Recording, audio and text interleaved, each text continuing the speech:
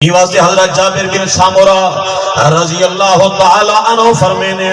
چورویں رات دا چند چڑھا کھڑوتے تے میرے دل دے اندر خیال ہے میں کہو جابر بن سامورہ ونیا ون کے دیکھا